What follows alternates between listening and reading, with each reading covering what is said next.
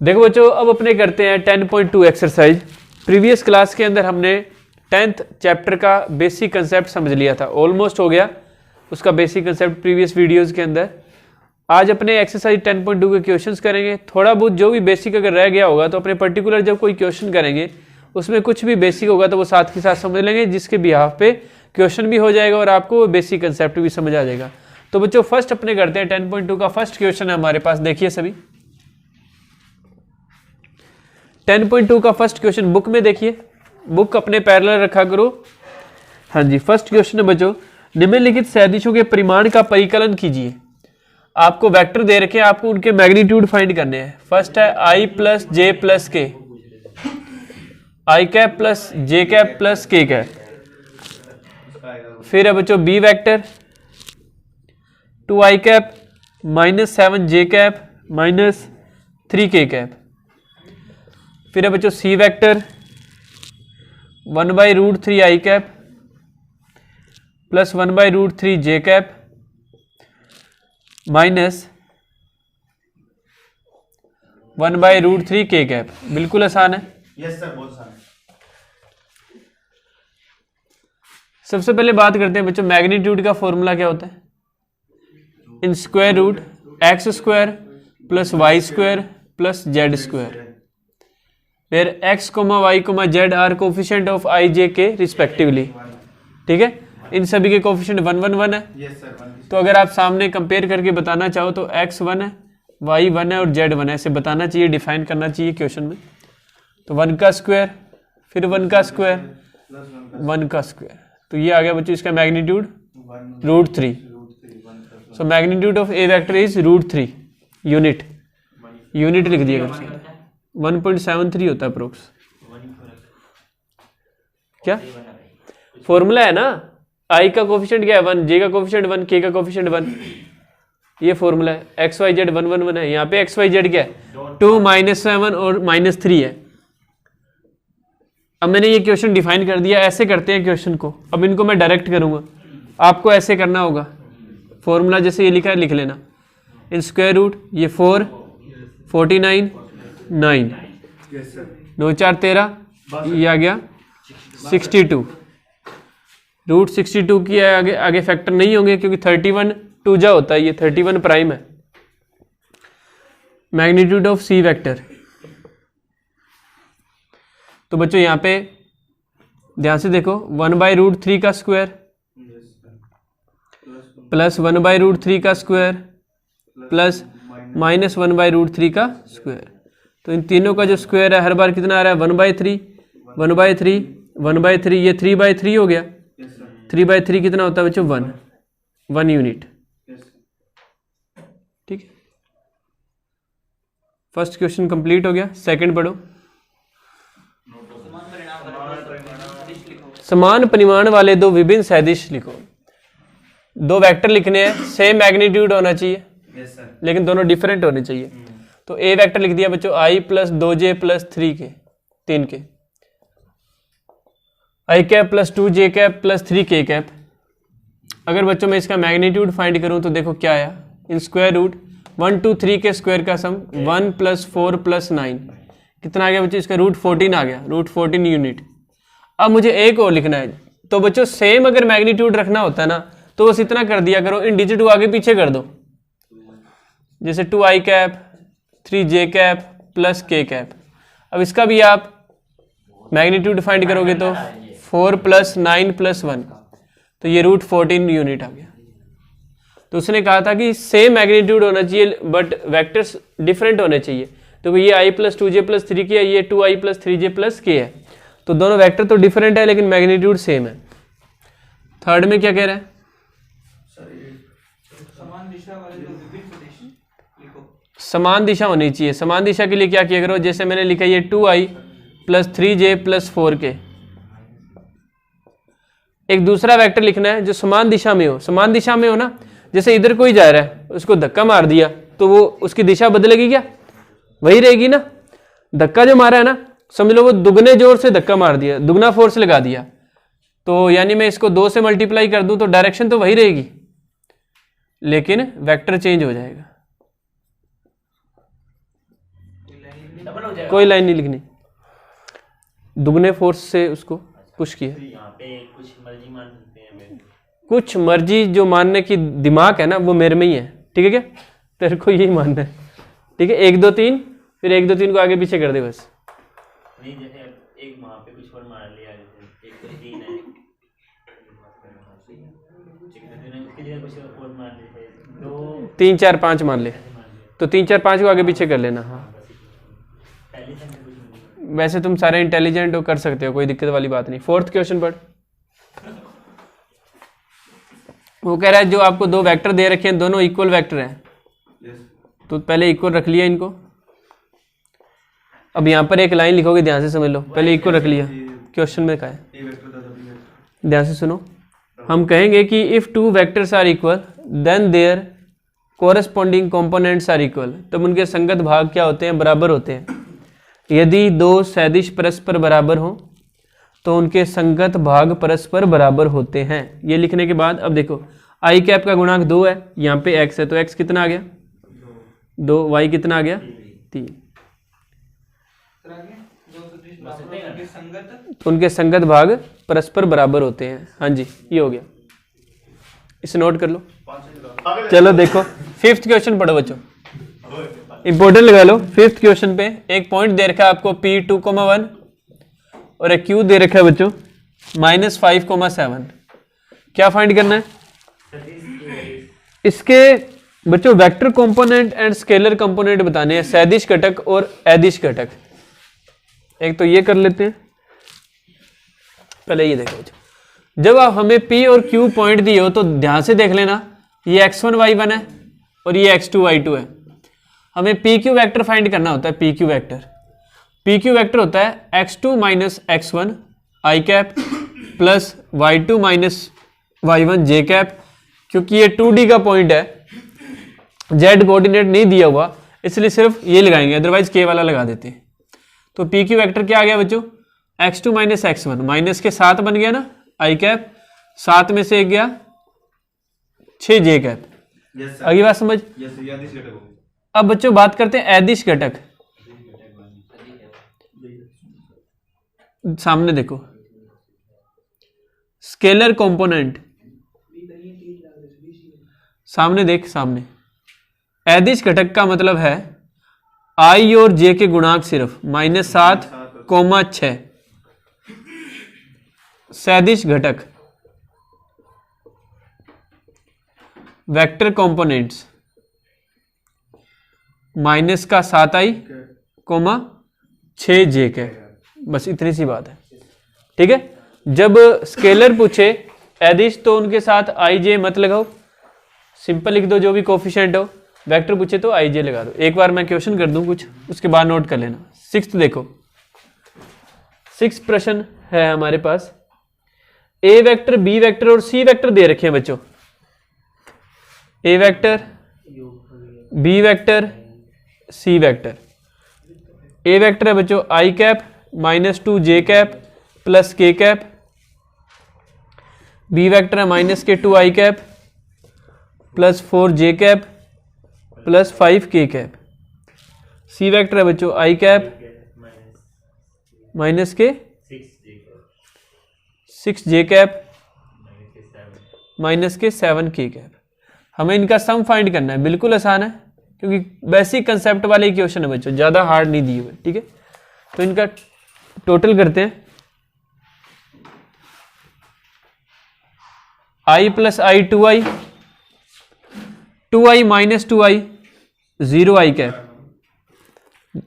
हाँ खत्म हो गया ना।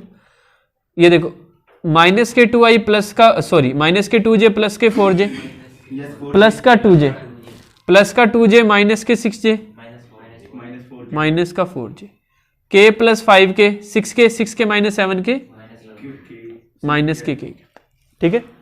तो ये हो गया 7th क्वेश्चन। बहुत आसान चैप्टर है, अगर 1-2 बार रिवाइज करोगे तो नंबर कहीं नहीं कटेंगे, ठीक है। अभी 10 का है ना।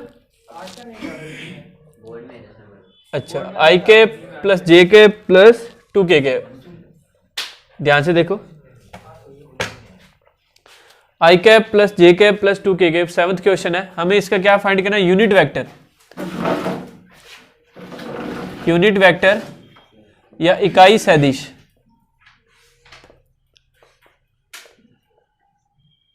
ए कैप क्या होता है बच्चों? ए वेक्टर अपॉन में magnitude of a vector. Magnitude find कर लेते हैं यहाँ पे साथ के साथ। इन स्क्वायर रूट 1 1 2 यानी इनके स्क्वायर का सम 1 1 4, 1 का स्क्वायर 1, 1 का स्क्वायर 1, 2 का स्क्वायर 4, ये आ गया √6 यूनिट। यूनिट वेक्टर का ये बच्चों ये फॉर्मूला हमारे पास इकाई सदिश का। ए कैप कहते हैं इकाई सदिश को, ए वेक्टर अपॉन में मॉडुलस ऑफ ए वेक्टर, और we can say magnitude of a vector. तो ए वेक्टर ये रहा बच्चों, i cap plus J cap plus 2k cap, magnitude of a vector है √6 ए कैप। अब इस √6 को तीनों के नीचे अलग अलग करना पड़ता है, याद रखना इस बात को। ऐसे इसलिए करना पड़ता है ताकि आई जे के वाले जो हमारे पास कोफिशिएंट है उनको हम अलग अलग डिफाइन कर सके। तो इस तरीके से अलग कर दिया। ये जो हमारे पास आया है ये यूनिट वेक्टर है, ठीक है, इकाई सदिश बोलते हैं इसको। 8th क्वेश्चन पढ़ो। हाँ जी, P पॉइंट दे रखा है और Q पॉइंट दे रखा है। P है बच्चों 1 2 3, Q क्या है 4 5 6। वो कह रहा है PQ वेक्टर निकालो और फिर उसका इकाई सदिश निकालो, यूनिट वेक्टर निकालो। यही कहेगा देख, मात्रक सदिश यूनिट वेक्टर। सामने देखो, सबसे पहले बात करते हैं PQ वेक्टर की। फॉर्मूला क्या है? x2 minus x1 i cap, y2 minus y1 j cap plus z2 minus z1 k cap, ठीक है। तो x2 माइनस x1 4 में से 1 गया, 3 आई कैप, 5 में से 2 गया, 6 में से 3 गए, 3 k कैप। ये जो PQ वेक्टर है बच्चों, इसको मान लिया हमने क्या कि ये ए वेक्टर है। ऐसे लिखेंगे प्रॉपर कि माना ए वेक्टर से, ठीक है। हाँ जी, अब हम इसका यूनिट वेक्टर फाइंड करेंगे। इकाई सदिश A cap equal A vector upon में मैग्नीट्यूड ऑफ ए वेक्टर। आप इसको कर लोगे, मैं यहाँ पे magnitude of a vector find कर देता हूँ, ध्यान से देखिएगा। 3 का स्क्वायर 3 का स्क्वायर 3 का स्क्वायर 27 बन गया। और 27 को आप लिख सकते हो 3√3 लिख सकते हो ना। इसको 3 इंटू 3 लिखेंगे, पेयर बन गया, वो बाहर आ गया 3√3। तो यहाँ पे बच्चों 3 आई कैप, 3 जे कैप, 3 के कैप, इनके अपॉन में पहले तो लिख दिया 3√3, फिर ये 3 अलग अलग होगा तो 3 कट जाएगा, ये बन जाएगा A cap equal I cap √3 plus J cap √3 plus के कैप √3। तो इस तरीके से बच्चों PQ वेक्टर जो था उसका इकाई सदिश निकल चुका है, यूनिट वेक्टर है ये इसका। आगे बात समझ, इसे नोट कीजिए, बस एक ही बात है, वो समझ जाएगा इतने से, वो भी तो समझदार है सामने वाला। ध्यान से सुनो बच्चों, जो हमारे पास 9th क्वेश्चन है उसमें आपको क्या करना है, कर लोगे, बहुत सिंपल है। ए वेक्टर दे रखा है और बी वेक्टर दे रखा है बच्चों। ए वेक्टर और बी वेक्टर को पहले प्लस कर लेना। ए वेक्टर और बी वेक्टर को पहले सुन तो ले। ए वेक्टर और बी वेक्टर को दोनों को प्लस कर लेना। फिर वो कह रहा है कि ए वेक्टर प्लस बी वेक्टर के यूनिट वेक्टर फाइंड करना है, इकाई सदिश। पहले आप ए वेक्टर और बी वेक्टर को प्लस करने के बाद उसे सी वेक्टर मान लेना जो प्लस होने के बाद आए। फिर आपको सी कैप फाइंड करना है, सी वेक्टर अपॉन में मॉडुलस सी। अगली बात समझ। इसके बाद है बच्चों 10th क्वेश्चन पे इंपॉर्टेंट लगाओ। जो एक वेक्टर दे रखा है, जब भी किसी वेक्टर का नेम ना दे तो उसे मान लिया करो, मानना लेट कर लो 5 आई कैप माइनस जे कैप प्लस 2 के कैप। वो कह रहा है इसके अनुदिश एक ऐसा सदिश याद करो, इसके अनुदिश एक ऐसा सदिश याद करो जिसका परिमाण क्या हो, 8 इकाई हो, 8 यूनिट हो। इसकी डायरेक्शन में एक वेक्टर फाइंड करना है जिसका मैग्नीट्यूड क्या हो बच्चों, 8 टाइम्स होना चाहिए इसका, ठीक है। तो बच्चों अब अपने बात करें, पहले इसका कैप फाइंड किया करो। पहले इसका क्या फाइंड करो, एक ऐसा वेक्टर फाइंड करना है जिसका मैग्नीट्यूड निकालो तो कितना है 8 आना चाहिए, तो 8 आना चाहिए वो भी इसकी डायरेक्शन में। तो ये तो कितना भी हो सकता है, ये तो 5 हो सकता है, ठीक है, 10 हो सकता है, 15 हो सकता है। तो हम क्या करेंगे, हम पहले इसका यूनिट वेक्टर फाइंड कर लेंगे k, फिर इसको 8 से गुना कर देंगे। तो 8 से गुना करने के बाद जो आएगा वो 8 मल्टीपल आ जाएगा और वो उसका मैग्नीट्यूड निकालोगे तो 8 ही बनेगा। अगली बात समझ। तो इसका पहले कैप फाइंड कर लेते हैं, A cap equal A vector upon में magnitude of a vector, A vector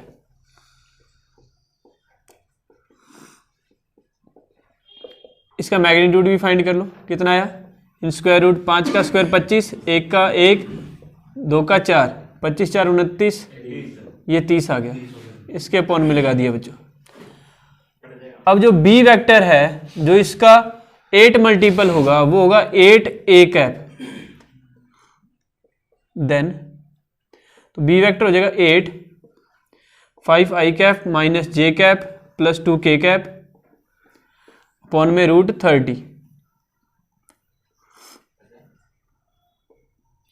8 को अंदर मल्टीप्लाई कर दो और रूट 30 को अपॉन में अलग अलग कर दो। 8 5 जा 40 आई कैप अपॉन में रूट 30, 8 जे कैप अपॉन में रूट 30, 16 के कैप अपॉन में रूट 30। तो ये बच्चों हमारा क्या आ गया, आंसर आ गया। ठीक, 11वां नंबर क्वेश्चन देखो।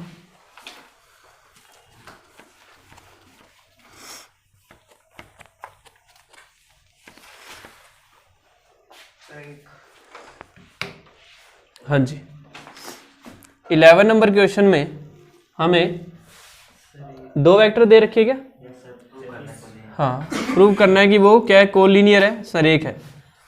तो ए वेक्टर बोल 2i minus 3j plus 4k minus का 4i कैप प्लस का 6j कैप माइनस का 8k कैप। अब बच्चों आपको एक बात पता होनी चाहिए, सरेख प्रूफ करना हो तो सरेख कब होता है, अगर कोई वेक्टर इस तरीके से हो, अगर कोई वेक्टर इस तरीके से हो कि B vector equal lambda A vector हो, तो ए वेक्टर और बी वेक्टर वहां पे क्या हो जाएंगे, सरेख हो जाएंगे, कोलिनियर हो जाएंगे। इस बात को ध्यान से समझो।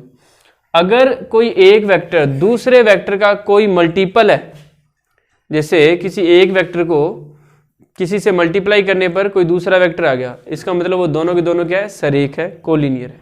आई बात समझ। कैसे, इसके अंदर जो बी वेक्टर है ना बच्चों, ये जो बी वेक्टर आपको दिख रहा है, इसमें से आप माइनस का 2 कॉमन लो तो क्या बन गया, ये 2i cap minus 3j cap plus 4k cap. तो अब ये क्योंकि बिकॉज बी वेक्टर किस फॉर्म में आ गया, लैम्डा ए वेक्टर की फॉर्म में आ गया ना, ये ए वेक्टर ही तो है, ये ए वेक्टर नहीं है कि ये देखो,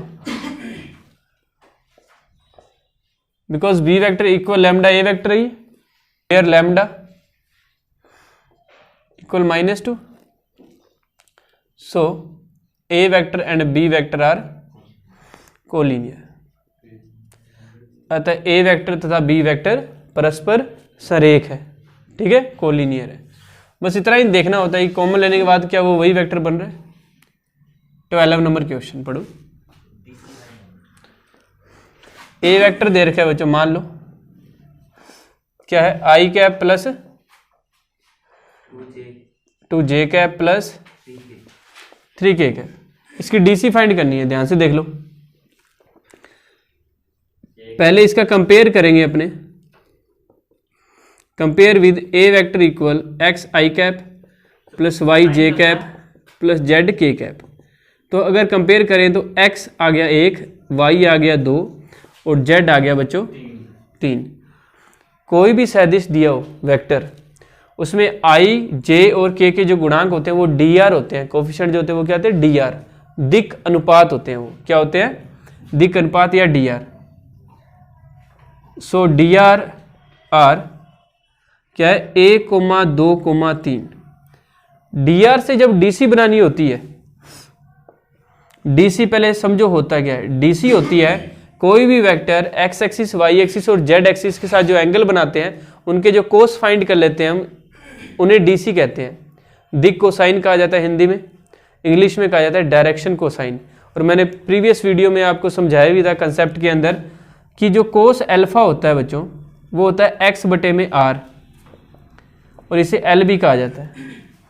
एम होता है बच्चों कोस बीटा, ये होता है वाई बटे में आर, और एन होता है बच्चों कोस गामा, ये होता है जेड बटे में आर। ठीक है, अब बात करते हैं यहाँ पे आर क्या है। जो आर होता है बच्चों वो होता है मैग्नीट्यूड ऑफ ए वेक्टर, उसे ही आर कहते हैं। ठीक है, तो ये हमें ए वेक्टर दे रखा है, इसका मैग्नीट्यूड फाइंड अगर हम करें तो 1, 4 और 9 हो जाएगा। 1 + 4 + 9, इनके कोफिशिएंट के स्क्वायर का सम, तो ये आ गया बच्चों √14। ठीक है, तो डायरेक्शन को साइन क्या आ गई, एक्स कितना है 1, 1/√14, ये आ जाएगा 2/√14, ये आ जाएगा 3/√14। तो मैंने डी आर और डी सी दोनों आपको निकालना सिखा दिए हैं। डी आर क्या होते हैं, आई जे के कोफिशिएंट, और डी सी क्या हो जाएगा बच्चों, इनको आर से डिवाइड कर दो। आर क्या है, जो भी वेक्टर दे रखा है उसका मैग्नीट्यूड या मापांक। तो ये 12 नंबर क्वेश्चन भी कंप्लीट हो चुका है, इसे नोट कीजिए। इन्हें ही कोसाइन कहते हैं बच्चे, डायरेक्शन कोसाइन कहते हैं इन्हें।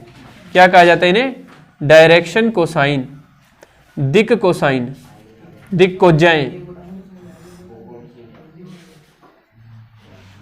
डीसीज।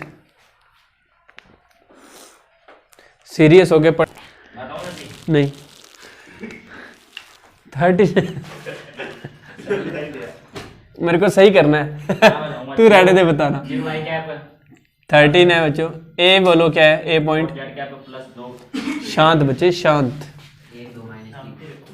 1,2,-3। बी क्या है, देखो बच्चों सबसे पहले ए बी वेक्टर फाइंड करते हैं। सामने देखो x2 - x1 i cap plus y2 - y1 j cap plus z2 - z1 k cap. तो ए बी वेक्टर आया बच्चों हमारे पास। और याद रखो इससे पहले भी ए बी वेक्टर होता है बच्चों ओ B vector minus O A vector होता है, याद रखना। ए बी वेक्टर क्या होता है, O B vector minus O A vector, where O B vector क्या होगा, -i -2j + k, और ओ ए वेक्टर क्या होगा, ये 1i 2j -3 के। फिर ये आपस में माइनस होंगे ना, तो यही फॉर्मूला बन जाता है। तो ए बी वेक्टर आ गया, -1 में से 1 जाएगा, -k 2i कैप, -2 में से 2 जाएगा, -4 j कैप, 1 में से 3 जाएगा माइनस का, तो 4 k कैप। घटाओ नहीं आता ना तुमको, खोते इसमें से जब ये माइनस करेंगे ना तो इसका साइन चेंज होगा, तो -1 -1 -के 2 हो जाएंगे। अब उसने क्या कहा है, उसने ये कहा था कि इसकी ए बी की डायरेक्शन के अंदर यूनिट वेक्टर फाइंड करो। तो ए बी की डायरेक्शन क्या होगी, ए बी वेक्टर। तो अब इसका यूनिट वेक्टर फाइंड करना है, तो हम पहले इसको मान लेते हैं क्या, ए वेक्टर माइनस का 2i कैप माइनस के 4j प्लस का 4k कैप। तो ए कैप क्या होगा बच्चों, ए वेक्टर अपॉन में magnitude of a vector. A cap आ गया बच्चों माइनस के 2i कैप माइनस का 4j कैप प्लस का 4k कैप अपॉन में मैग्नीट्यूड ऑफ ए वेक्टर आ गया 4, इसका स्क्वायर 4, फिर 16 16 16 16 32 4 36 36 का 6, ये 6 आ गया। तो ये 6 तीनों के अपॉन में अलग अलग होगा,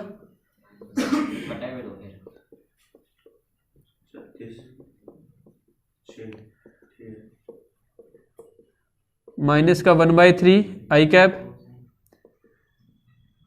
माइनस के 2/3 जे कैप प्लस का 2/3 के कैप। तो ये ए कैप आ गया। हाँ जी, ए कैप पूछा था, ए कैप पूछा नहीं पूछा, चलो फाइंड कर दिया। अब बात करते हैं, अगर डीसी पूछी है तो पहले डी आर फाइंड कर लें। पहले डी आर फाइंड होता है। डी आर देखो इसके क्या है, इसके कोफिशिएंट -2 -4 और 4, -2 -4 प्लस का 4। तो वो जो डीसी अभी बताई थी मैंने, क्या होता है, L बराबर कोस अल्फा, M बराबर कोस बीटा, N बराबर कोस गामा। तो एल है बच्चों क्या होता है, एक्स बटे में आर, ये वाई बटे में आर, ये जेड बटे में आर। तो एक्स है बच्चों -2, ये है -4, ये +4, और इसका आर बच्चों ये फाइंड कर रखा, ये आर है इसका जो मैग्नीट्यूड फाइंड किया था। यही आएंगे, ये जो गुणांक है ना, ये -1/3, -2/3 और ये 2/3। 14 नंबर क्वेश्चन देखो, ए वेक्टर है बच्चों i cap plus J cap plus के कैप। हमें यह सिद्ध करना है कि ये जो सदिश है, ध्यान से सुनो, हमें यह सिद्ध करना है कि ये जो सदिश है अक्षों के साथ बराबर झुका हुआ है या एक्सिस के साथ इक्वल एंगल क्रिएट कर रहा है, अक्षों के साथ बराबर कोण बना रहा है। जब भी ऐसा क्वेश्चन हो कि हमें सिद्ध करना हो कि अक्षों के साथ बराबर कोण बना रहा है, तो हम क्या करेंगे, इसकी डीसी फाइंड कर लेंगे।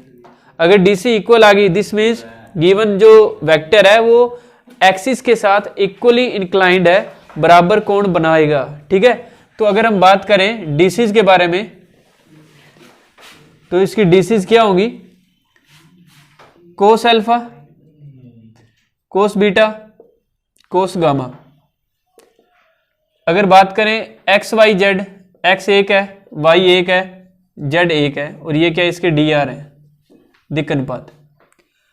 Magnitude of a vector find करें जिसे आर भी कहते हैं, तो वह इन स्क्वायर रूट 1 का स्क्वायर 1 का स्क्वायर 1 का स्क्वायर √3। ठीक है, और कोस अल्फा होता है X by R, cos beta हो गया Y by R, cos gamma हो गया जेड बाई आर। ठीक है, तो ये आ गया 1/√3, 1/√3, 1/√3। हमें यहां से ये तीनों एंगल फाइंड करने हैं। इक्वली इंक्लाइन का मतलब है कोई वेक्टर जो है एक्सिस के साथ, जैसे ये वेक्टर है, मान लो ये अल्फा बना रहा है, ये बीटा बना रहा है, और ये क्या है गामा, तो इन तीनों एंगल को इक्वल करना था हमें। तो अल्फा कितना आ गया, कोस इनवर्स 1/√3, बीटा क्या आएगा, कोस इनवर्स 1/√3, कोस इधर आ गया ना, गामा क्या आ गया, cos inverse 1/√3, because alpha equal beta equal gamma equal cos inverse 1/√3। So given vector is equally inclined with the coordinate axis. अतः दिया गया सदिश अक्षों के साथ बराबर झुका हुआ है। ठीक है, हो गया नोट। 15 नंबर क्वेश्चन देखो बच्चों, इंपॉर्टेंट लगा लो 15 पे। एक पी पॉइंट है बच्चों i cap plus 2j cap minus के कैप, और एक क्यू है बच्चों क्या, माइनस के i cap plus J cap plus के कैप। वो कह रहा है ये जो बिंदु है या दो पॉइंट है, ये वेक्टर्स को डिनोट कर रहे हैं, तो इनको जो लाइन ज्वाइन करती है उसको 2:1 में कोई डिवाइड करता है, कोई वेक्टर मान लेते हैं। ठीक है, तो वो वेक्टर इनको डिवाइड करता है जो आर पॉइंट पे दे रखा है, आर पॉइंट। तो अगर वो इंटरनल सेक्शन करे और एक्सटर्नल सेक्शन, दो केस है, अंतः विभाजन और बाह्य विभाजन, उस केस में वो वेक्टर क्या होगा, कौन सा होगा, वो हम फाइंड करेंगे। तो आपको पता है इंटरनल सेक्शन या अंतः विभाजन क्या होता है। फर्स्ट है बच्चों एम और एन क्या है, अनुपात क्या है, 2:1 है क्या, वही है 10वीं क्लास वाला क्वेश्चन है। अंतः विभाजन या इंटरनल सेक्शन, और इधर कर देंगे बच्चों अपने के सेकंड के अंदर बाह्य विभाजन।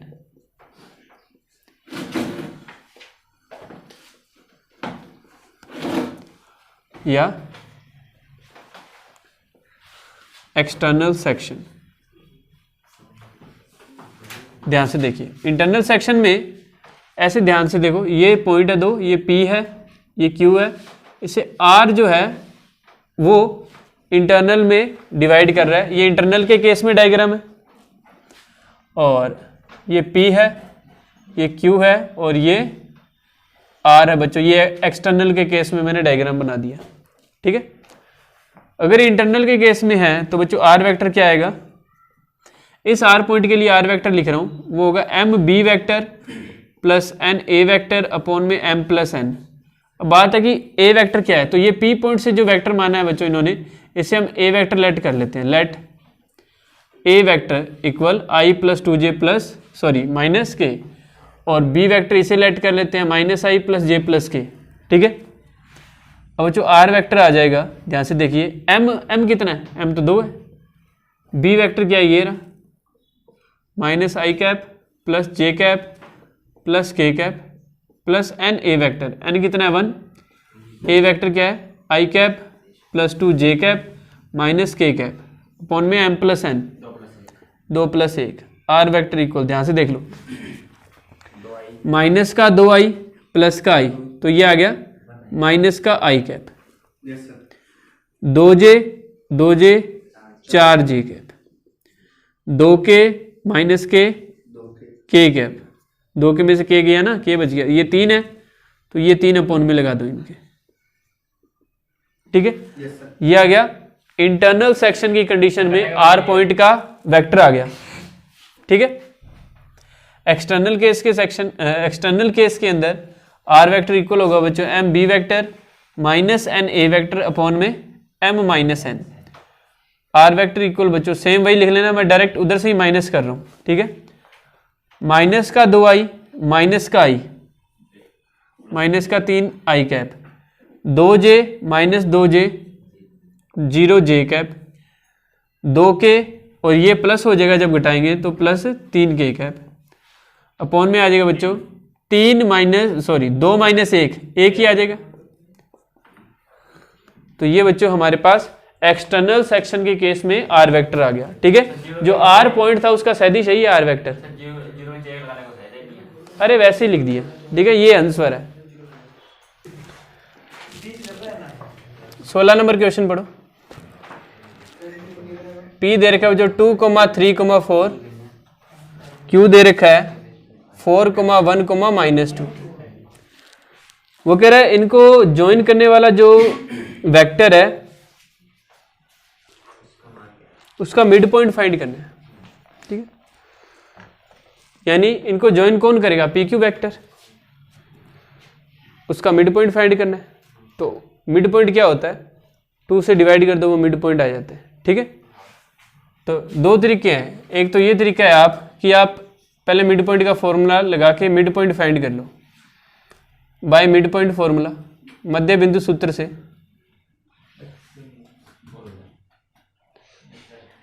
x बराबर x1 प्लस x2 अपॉन में 2, y बराबर y1 प्लस y2 अपॉन में 2, z बराबर z1 प्लस z अपॉन में 2। तो ये आ गया 2 प्लस 4 अपॉन में 2, 2 4 6 बटे 2 3 आ गया, 3 और 1 4 बटे में 2 2 आ गया, 4 माइनस 2 2 बटे में 2 1 आ गया।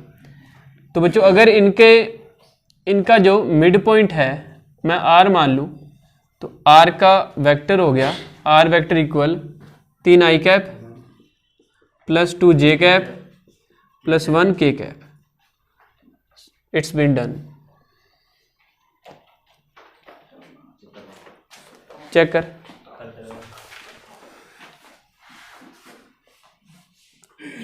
सत्रह नंबर क्वेश्चन। अभी 1 के लिए है, सेम लिख देते हैं। एक ही बात है। तो 17 नंबर क्वेश्चन मोस्ट इंपोर्टेंट है बच्चों। दर्शाइए कि ABC, हमें शो करना है कि ABC, ये डायग्राम मत बनाना एक बार, ये A पॉइंट है, ये B पॉइंट है, ये C पॉइंट है। ठीक है, और इन ABC पॉइंट के इन ABC पॉइंट के वेक्टर दे रखे हैं।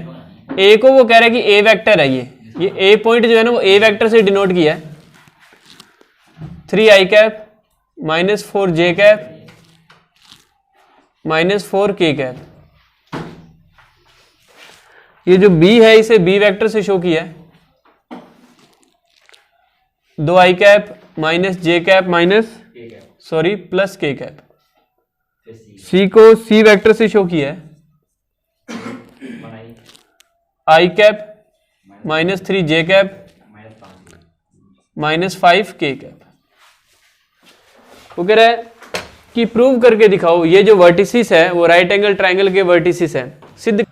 ये बच्चों A पॉइंट है, इसका वेक्टर दे दिया A वेक्टर, बी का दे दिया बी वेक्टर, सी के लिए दे दिया सी वेक्टर। वो कह रहा है कि प्रूव करके दिखाओ ये जो वर्टिसेस है राइट एंगल ट्रायंगल के हैं। तो अगर ये राइट एंगल ट्रायंगल के वर्टिसेस हैं तो ये पाइथागोरस थ्योरम को सेटिस्फाई करेंगे, जिसमें h का स्क्वायर इक्वल होता है b का स्क्वायर प्लस p का स्क्वायर, कर्ण का स्क्वायर इक्वल लंब का स्क्वायर प्लस आधार का स्क्वायर। लेकिन उसके लिए हमें ये तीनों साइड पहले फाइंड करनी है। हमें अभी पता नहीं है कि कर्ण कौन है, लंब कौन है, आधार कौन है, अपने वैसे ही मान के चल रहे हैं, रफ डायग्राम है एक तरीके से ये। तो सबसे पहले हम ए बी वैक्टर फाइंड करेंगे बच्चों। ये ए और बी के लिए ए बी वैक्टर आएगा बच्चों। क्या होता है A B vector? O B vector minus O A vector. लेकिन बच्चों उसने ए बी वैक्टर ए ये दे रखा है और बी ये दे रखा है, यानी ओ बी तो ये रहा और ए वेक्टर वो रहा ओ ए। 3i minus 4j 3i cap minus 4j minus 4k cap. तो बच्चों यहां से ए बी वैक्टर आ गया 2i cap minus 3i cap minus का i cap minus j cap minus minus plus 4j cap plus का 3j कैप प्लस का k cap और ये प्लस का 4k, तो 5k कैप। अब ये मैंने तुमको ए बी वैक्टर फाइंड करके दिखा दिया कैसे कि इन दोनों को लिखो फिर ऐसे माइनस कर लो। अब मैं यहाँ पर ए बी वैक्टर का मॉडुलस फाइंड करूँगा, क्योंकि H square equal B square plus P square जो पाइथागोरस थ्योरम है, पीजीडी थ्योरम, वहाँ पे हमें क्या चाहिए, साइड की लेंथ चाहिए और उसका फिर स्क्वायर भी चाहिए, एच का स्क्वायर। तो ए बी जो है उसका मैग्नीट्यूड फाइंड करो, माइनस 1 का स्क्वायर 3 का स्क्वायर 5 का स्क्वायर। तो ये आ गया बच्चों 1 9 और 25।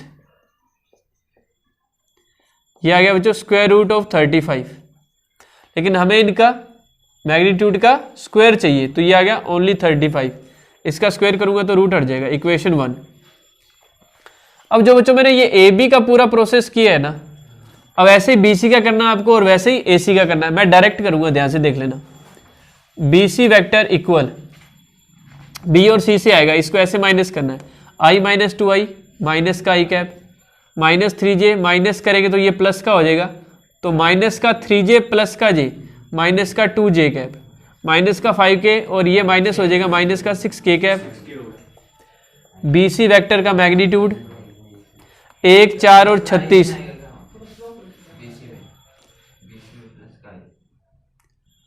आई में से ये 2i सब्ट्रैक्ट करना है, बी सी लिख रहा है तो सी में से बी माइनस होगा ना, ओ सी माइनस ओ बी। इसका स्क्वायर करेंगे 1, 2 का करेंगे 4, 6 का करेंगे 36, ये आ गया रूट 41। लेकिन बच्चों अभी हम इसका क्या करेंगे, स्क्वायर करेंगे तो 41 आ गया, इक्वेशन नंबर 2। जैसे बी सी का किया वैसे अब ए सी वैक्टर फाइंड करेंगे। ए सी आई माइनस 3i माइनस का 2i कैप, आई माइनस 3i माइनस का 2i कैप, माइनस 3j में से ये माइनस करूंगा तो ये प्लस हो जाएगा, तो प्लस का j कैप, माइनस 5k में से ये प्लस करूंगा तो वो प्लस हो जाएगा, सॉरी माइनस 5k में से ये माइनस करूंगा तो ये प्लस हो जाएगा, माइनस का 5 प्लस का 4 माइनस का k कैप। अब ए सी वैक्टर का मैग्नीट्यूड फाइंड करूंगा तो ये आएगा इन स्क्वायर रूट 4 5 6, क्योंकि माइनस वाली डिजिट का स्क्वायर करते हैं तो प्लस ही हो जाती है। माइनस 2 का स्क्वायर 4, 1 का स्क्वायर 1 और माइनस 1 का स्क्वायर भी 1, ये रूट 6 हो गया।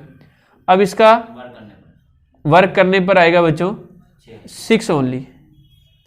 अब आप ध्यान से देख के बताओ किन दो का टोटल तीसरे के बराबर आ रहा है, ए बी और ए सी का total, because A B vector के मॉडुलस का square plus A C vector के मॉडुलस का स्क्वायर कितना आ रहा है, 35 प्लस 6, ये आ गया 41 और 41 किसके इक्वल है, modulus of B C vector का स्क्वायर।